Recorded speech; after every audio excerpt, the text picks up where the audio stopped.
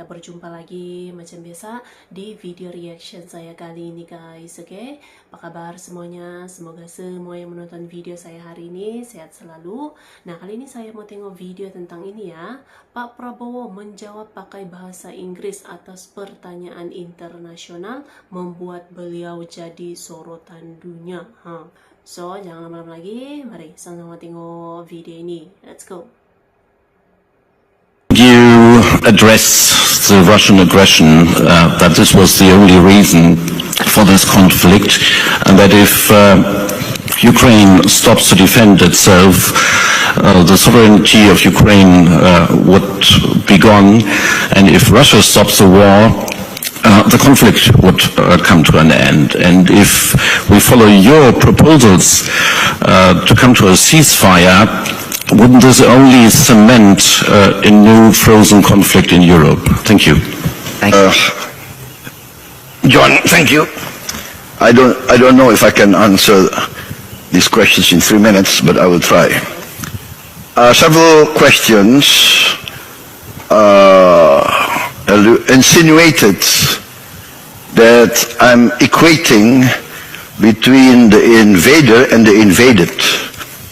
I think this is an emotional reaction, but what I'm putting forward is conflict resolution. I'm not saying which side is right or wrong, and I think this is being taken mistakenly, because Indonesia's position is very clear. In the United Nations, we voted against the Russian invasion. We voted. You can check our voting record. We are not talking about right or wrong.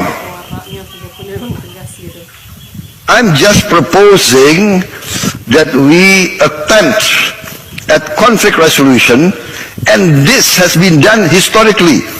Please, our European friends, please do not think in terms of 5 or 10 years. Think in terms of 50 years. We in Asia, we have our share of conflict, of war. Maybe more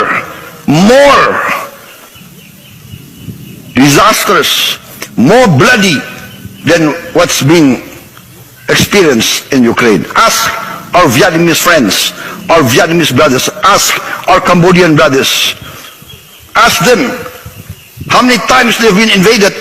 Ask our Vietnamese friends how many times we have been invaded. Ask Indonesians how many times we have been invaded. We know war. We want to resolve. We want to help. But again, it's up to the two parties. What is the United Nations for, if not for conflict resolution? Why is a proposal for a demilitarized zone so taken as if it's not rational? We have a demilitarized zone in Korea. We had a demilitarized zone between North and South Vietnam. We had a demilitarized zone in the Sinai. We have now United States monitoring force in many countries. There are conflicts not only in Europe. There are violations of sovereignty not only in Europe. Ask our brothers in the Middle East. Ask the Africans. Ask the people of the Democratic Republic of Congo. How many countries invaded them? There are United Nations forces in the Congo. So what I'm proposing is how we try to resolve this conflict by respecting the United Nations. That's all. I'm not equating aggression with the aggressors.